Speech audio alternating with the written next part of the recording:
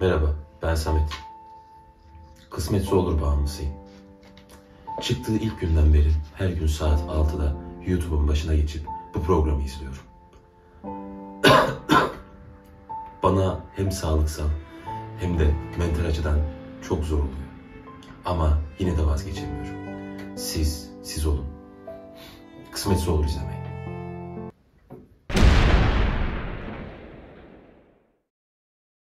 Merhaba, ben Samet. 29 yaşındayım. YouTube'da içerik üretiyorum. Tamına 50 abonem var. Benim için sarışın, esmer, kısa saçlı, uzun saçlı, kıvırcık fark etmez. Bana sadece sosyal medyada prim kastıracak birisini arıyorum.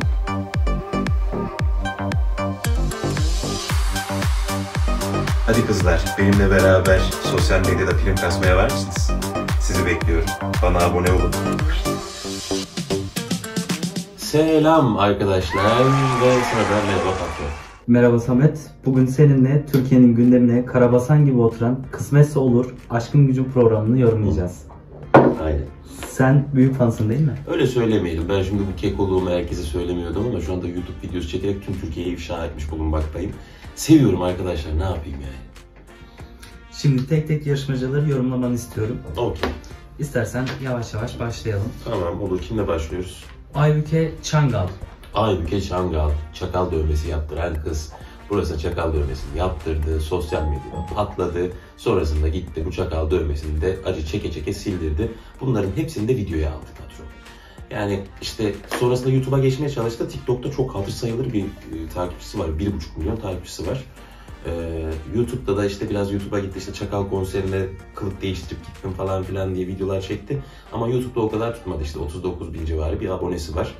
Yani çok fazla tutan bir YouTube kanalı olmadı. Bunu da 50 aboneli bir kanal söylüyor ama yapacak bir şey yok. Biz ileride büyüyeceğiz arkadaşlar. Ya oraya gelme amacı, şimdi Kısmetse Olur şey olarak düşünün, bir dizi.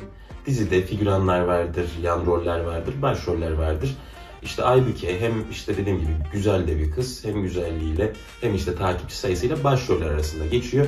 Yanına da aradığı insan sosyal medyada prim yapabileceği, işte daha da fazla konuşulabileceği bir konu mankeni. Bunun yanında bir de Sedat diye bir karakterimiz var, ona da geliriz. Sedat'ı biraz kullandı, Sedat da rapçi olan bir çocuk.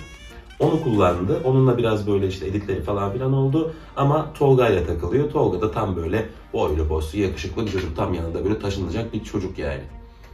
Tolga demişken ikinciyi de hemen Tolga'yı alalım. Tolga Kandemir. Aynen, Tolga da aslında erkek güzellerinden, yani yarış tescilli yakışıklı çocuk. Miss Turkey miydi? Miss Turkey olmuyor, Miss Turkey kız oluyor. Erkeği ne oluyor? Mr. Turkey mi? Ne oluyor? Onda birinci olmuş yani çocuk. Turkey. Onda çocuk birinci olmuş. Gerçekten boylu poslu, yakışıklı, eskiden de basketbol lisansı olan bir çocuk. Ama buralara kadar düşmesi beni biraz üzdü. Yani çocuk gerçekten güzel bir dizide, filmde başrol oynayabilir bir oyunculuk eğitimi alırsa. Kısmetse Olur dizisinde de, kurgusunda da Tolga işte çok sinirli, kıskanç, işte sevdiğini sahiplenen, böyle biraz daha böyle ağır abi bir tipi oynuyor. Aybüke de zaten ona dediğim gibi, şimdi Aybüke ile Tolga arasında bir karşılıklı rant ilişkisi var aslında. Hani o onu yüceltiyor, o onu yüceltiyor. Aşklarının zaten bütün programın yalan olduğunu bütün Türkiye biliyor da aşklarının yalan olduğu yakında ortaya çıkar. Üçüncüye geçelim. Yaren Dağ. Yaren Dağ 10.000 euroya popo yaptıran kız. Yaren zaten ya, direkt gold digger olarak bakıyorum ben ona, para avcısı böyle. Direkt işte paralı bir dayı arıyor. İlk programda biz en başta teaser yaptık ya patron, işte arka tarafa müzik falan koyacaksın sen. Öyle bir girişi vardı Kısmetse Olur'un. Orada kızın dediği laf şu. Diyor ki işte parasız erkeği sadece annesi sever diye bir laf kullanıyor. Yani diyor ki ben buraya para bulmaya geldim ya. Parada iş bulmaya geldim. Rahat yaşamak istiyorum. İşte her tarafımı yaptırdım zaten. Bir de onun fotoğraflarını şu arka tarafa koyalım. Instagram'da onun fotoğraflarını görsen ya böyle, değil mi? Miranda Kerr'in yeğeni, işte Miranda Kerr'in yeğeni değil de Miranda Kerr'in teyzesinin kızı, işte Adriana Lima'nın amcasının kızı gibi bir şey zannedersiniz. Ama gerçekte gece falan denk gelse sana tövbe estağfurullah yaparsın, böyle damağın falan düşer yani. Her tarafı yapma çünkü kızın. Bu tarafa da koyalım, yani sosyal medyanın ne kadar yanıltıcı olacağını görün arkadaşlar. Hemen 4'e geçmek istiyorum seninle. Erhan Saffar. Erhan işte Gold Digger. O işte. Paralı bir dayı o. Yaren için. O mücevher tasarımcısı Erhan. Aynı zamanda bütün programlara katılan bir Erhan. Erhan'ın bayağı bir programı var işte Doya Doya Moda. Yani ne kadar böyle gündüz kuşağı programı varsa hepsine bir katılmışlığı var. Ve adamın soyadı burada Saf var. Başka katıldığı programda Erhan başka bir şey yani soyadı da farklı. İşte orada farklı bir karakteri oynuyor, burada farklı bir karakteri oynuyor. İşte burada biraz daha böyle arka planda kaldığı için bu aralar biraz sıkıntılı. Sürekli kavga, gürültü falan filan etmeye çalışıyor ki prim yapsın. Mücevher tasarımcısıyım diye geçiyor ama normalde manken yani adam model. Peki 5 olarak da Sedat. Oo Sedat, favorim. Sedat rapçi. SP namı var, nickname'i SP. Aslında o da biraz daha böyle klibimin tanıtımını yapayım, biraz daha popüler olayım, rapçiyim sonuç olarak ve gerçekten de popüler oldu ki bir de harbi bir çocuk yani. Gerçekten programdaki harbi çocuklardan birisi. Ne geliyorsa, aklına ne geliyorsa, ağzına ne geliyorsa söylüyor yani. Direkt pat pat pat pat herkesin ilişkisine yorum yapıyor. Mesela o dedik ki Aybüke Çangal vardı, çakal dövmesi yaptıran kız demiştim. Ona direkt geldi ilk programda dedi ki hacı sana dedi hiç saygı duymuyorum. Yani bir rapçinin dedi adını dedi buraya ya işte dövme yaptırıp dedi gezmen dedi saygı duyulacak bir hareket değil dedi. Pat diye söyledi en başta. Çocuk harbi ben seviyorum. Sedat benim favorim arkadaşlar. 6'ya geçelim. Elif. Elif kim ya? Ha Sedat'a gelen yeni kız. O kız da güzel ama. Yani Sedat için gelmiş 19 yaşında. Görsen kızı 25 falan zannedersin. Ama duru bir güzelliği var gerçekten güzel. O kızın da biraz Sedat'ı şimdi dışarıdan izleyip gelmiş. Kısmetse Olur'u her izleyen yarışmacı, yani Kısmetse Olur'u her izleyen kişi bir Sedat'ı seviyor. Yani bir böyle sempatisi var çocuğun ve sosyal medyada da güzel patladı. Elif de onu izleyerek gelmiş. Ondan dolayı bir rant yapma peşinde. Yani bu Sedat dediğim gibi ünlü oluyor. Hem rapçi, 19 yaşında zaten rap'e ilgi duyan bir genç nesilimiz var. Bunlardan dolayı direkt geldi ve direkt Sedat dedi ben sana ilgi duyuyorum, ben senin için geldim, senin için buradayım dedi. Zaten Sedat da kızı görünce dibi düştü. Kız çünkü güzel.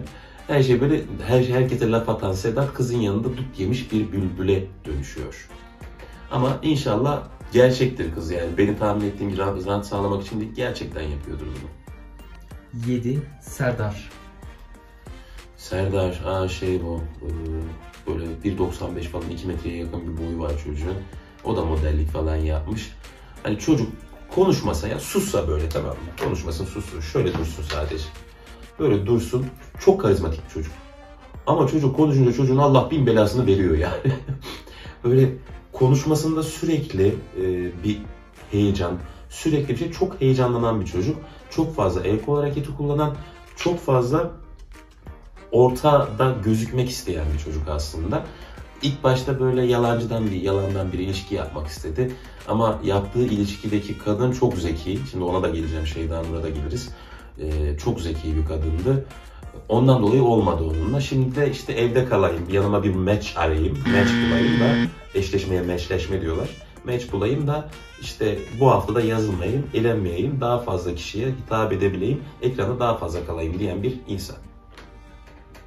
8. Şeyda Nur hakkında ne düşünüyorsun? İşte Şeyda Nur, o kız çok zeki, aşırı zeki bir kız. Ben gerçekten işletmeciyim diye girdi ama bunların hepsinin mesleği bir farklı arkadaşlar. Ben anlamadım yani. Ben de şimdi mesela o teaser'da yaptım. YouTube içerik üreticisiyim. Normalde öğretmenim ben. Hani ama işte herkesin mesleği yalan bence orada ama kız gerçekten IQ'su, zekası yüksek bir kız. Her şeyin farkında olan bir kız. Ben onu diyorum ona. Kızlar evinin hanım ağası. Yani herkes onu dinliyor. Ve dinlenecek de bir kız. Ben oraya gitseydim, şimdi onu düşünüyorum patron.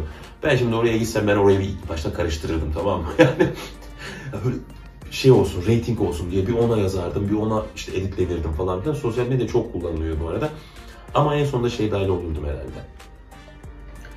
9 olarak Cansel. Cansel baby nose böyle yan duruyor profilde. Böyle bir burun var. Görmüşsün, sen izlemiyorsun da Instagram'da görmüşsün, denk gelmişsindir. Kaydırak burunlu. Ben ona Aquapark'taki kaydırak burun diyorum. O zaten dediğim gibi işte ben buraya geldiğimde beni hiç kimse tanımıyordu. İşte Aybüke ile onlar çok kötü araları, böyleler yani. İşte sen zaten belirli bir kitleyle geldin ama ben konuşuluyorum. Buradaki işte Ben burada yaptım bütün takipçimi. Beni kıskanıyorsun kızıma falan filan. En güzel benim, en tatlı benim. İşte bütün erkekler kapımda köle. İşte beni tek hak eden kişi sadece benim diyen bir egoist. Yani ben gördüğüm zaman dayanamıyorum zaten kıza. Yani gerçekten tahammül edemiyorum. Cansel'i sevmiyorsun. Cansel unfollow. Tamam, hemen ona geçelim. Oğulcan. Oğulcan da işte Cansel'in yazık köpeği diyeceğim de şimdi olmayacak, YouTube'dayız. Yani Cansel'i böyle sürekli alttan alan, sessiz, sakin. Oğulcan da kuyumcu. Kapalı çarşıda esnaf çocuk. Öyle bir şey. Sivaslı, tam böyle bir Anadolu çocuğu. Sessiz, sakin. Cansel'i ensesine vur, ekmeğini al. Kelimeleri kullanırken seçerek kullanmaya çalışıyorum. Cansel neler dedi buna? İşte önümde diz çökeceksin. İşte senin paran yoksa benim yanımda ne işin var? Seni zaten ben yarattım, ben yücelttim. Tövbe aşağı Allah sanki yani. 1.50 boyunda kızsın, neyine geliyorsun? Cansel falan diye böyle sinirleniyormuşum.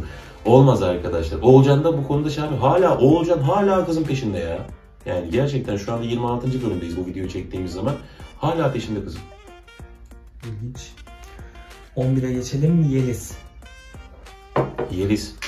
Yeliz ilk başta zaten teaserında şey diyor. Beni kontrol edebilecek, beni susturabilecek maço bir erkek arıyorum. İlk başta geldi, Erol diye bir karakterimiz var bizim. Ona da geçeceğiz birazdan. Erol 37 yaşında. 37 yaşına kadar hiç ilişkisi olmamış bir insan. 37 yaşına kadar nasıl bir ilişkin olamaz? Hacı yani mağarada mı yaşadın? Nasıl bir ilişkin olmaz? Onu da şey olarak düşünüyor. Ben diyor biraz gecelerin adamıyım, klapların adamıyım falan filan diye düşünüyor. Yeliz'le ilk başta zaten işte baba figürü arıyorum diye girdi. Ve sonrasında belli bir yerde de duygu sömürüsünü yaptı güzelce. İşte annem öldü, babam öldü gibisine. Yani bunlar tabii dalga geçilecek konular değil ama ben böyle bir şey yaşasam söylemem milletin gözü önünde ve milletin gözü önünde ağlamak bana duygu sömürüsü geliyor. Bunu yaptı, tutmadı, sürekli dişini çıkarttı, böyle dişini gösterdi kız yani olmaz. Hani seni koruyacak, kollayacak maço bir erkek arıyordun sen? Nerede senin söylediğini yaptığın hiç tutmuyor. Bağımsız bir kadınım dedi sonrasında adama. Olmaz ya, ben bayağı izliyorum bunu ya. Evet, bayağı yani, sarmışsın. Ben bayağı profesör olmuşum bu konuda. Her neyse tamam, kısa yorum yapacağım artık. Hemen 12'ye geçiyorum. Erol. Ben Erol diyorum ona. Erol. 37 yaşında hiç ilişkisi olmuş gecelerin adamı Erol. O da moda tasarımcısı. Ama bir tek kendine herhalde moda tasarımı yok. Adam böyle baştan aşağı pembe takım elbise falan giydi. Benim de şu anda üstümde pembe olması. Ama ben yine güzelim arkadaş. İyiyim yani şu anda. Altımda siyah falan var. Yani tam bir ağır abi, nargileci abi. İşte böyle karanlık gecelerin çılgın delikanlısı modunda takılan bir adam. İşte benim kadınım bunu yapamaz, benim kadınım şunu yapamaz, beni orada sinirlendirdi. Sürekli bir sinir hastası modunda, manik depresif. Yani ben şimdi psikolojiyle ilgilendiğimden sonra dolayı söylüyorum. Orada oynadığı karakter manik depresif bir karakter. Bir de adamın ifşası çıktı. Yani ifşası çıktı dediğim şimdi kimse olmadı hayatımda falan filan diyor ya. Bir trans birey kardeşimiz var. Mika mıydı? Neydi? Ladyboy'lardan. Ona yazmış. Böyle işte gece geleyim mi, takılalım mı falan filan diye. Mika çıkardı ortaya. Hepsinin bir sıkıntısı var ya. Kısa geçmek istiyorum. 13'de Çağrı. Çağrı yeni gelen çocuk. Yeliz'e talip oldu. O da Erol'ün eski çıktığına talip oldu. Böyle aralarında kurban alışverişi yaptılar. Böyle kardeşim artık senindir kız falan filan dediler. Böyle eyvallah abi oldu o da. Çağrı da tam işte Yeliz'in tam tersi bir karakter. Çok beyefendi bir çocuk. Yakışıklı da bir tip. Daha tam tanımıyorum. Yeni geldi. Ondan dolayı yolu bahtı açık olsun. Bakalım.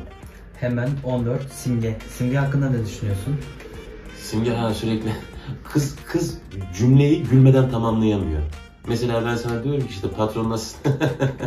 Ben de iyiyim. falan filan yapıyor. Sürekli böyle kız. Her şeye gülüyor. Sinirli anında da gülüyor. İşte iyi anında da gülüyor.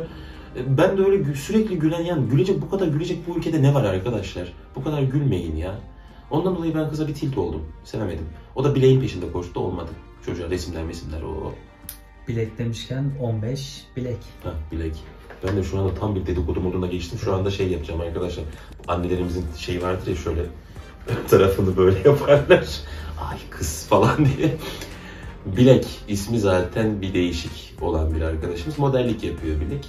İşte ama kendini işte oranın en yakışıklısı zannediyor. Bütün kızlar benim peşimde, bütün kızlar bana hasta zanneden, bir ona gideyim, bir onu tanıyayım, bir onu tanıyayım, bir onu tanıyayım, daldan dala atlayayım diyen bir tip. Ama şu anda foyası ortaya çıktı, çocuğun yüzüne kimse bakmıyor. 16 Zeyd. Aha, Zeyd elendi ama ben... Zeyd çok değişik bir karakterdi. Şimdi bütün fotoğrafları zaten arka tarafa veririz bunların. Instagram fotoğrafı şudur budur falan filan. Onları sen ayarlarsın patron. Zeyd'in bir giriş teaser'ı var. Bir dansı var. Ben adamı orada zaten bir sempati kazandım. Tam bir ortalık karıştırıcı. Tam bir mikser. Yani adam geldi oraya. Herkese lafını ediyor. Kız arkadaşını elinden çaldım kardeşim falan yapıyor. Yani böyle tamamen reytingi oynayan bir tip. Ama her yerde bulunması gereken bir tip. Yani tüm dizilerde falan böyle tam izlettiren, mesela Avrupa Yakası'nda Burhan Altıntop vardır ya. Zeyd de öyleydi benim gözümde. Yani izlettiren oydu.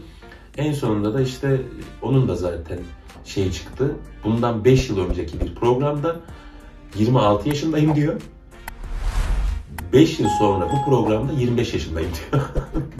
Baya da takipçisisin. Aynen, Hemen aynen. 17'ye geçiyorum. Furkan. Furkan hangisiydi? Ya şu şey... çok gereksiz yani. Çok kısa bir şey söyleyeceğim onun hakkında. Sadece görüntüsün Furkan. Başka hiçbir şeyim yok. Hemen geçelim o zaman. Eslem. Eslem ilk geldiği zaman, Eslem de ilk başta o Furkan'a, o boş çocuğa yani talip oldu. Gel beraber konuşalım falan filan. Eslem de eskiden sunuculuk yapmış falan bir kız. Gerçekten dolu. Yani dolu bir kız.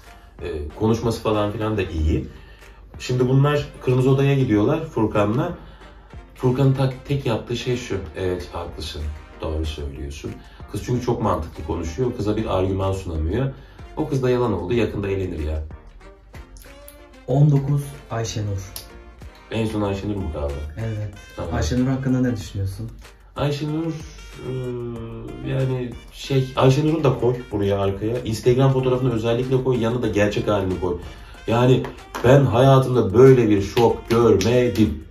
Yani kızı Instagram'da gör, aşık olursun, dışarıda gör, merhaba abla nasılsın dersin. Ya da işte ben sizi birisiyle mi karıştırıyorum falan filan. Ben hanımefendi ben başka arkadaşım bekliyorum dersin yani. Öyle bir tip. Almancı, gurbetçi, Almanya'dan geliyor. Böyle özel güvenlikmiş orada. Hiç inanmıyorum. Profil fotoğrafın gibiyse, Instagram profil fotoğrafın gibiyse zaten hiçbir şeye inanmıyorum Ayşenur senin.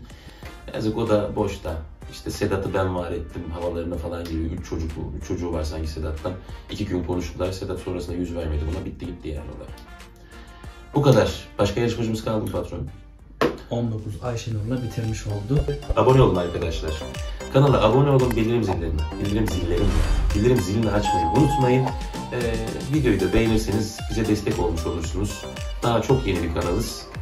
Bu şekilde videolarla biraz daha böyle prim yapmaya çalışıyoruz efendim. Kendinize çok iyi bakın.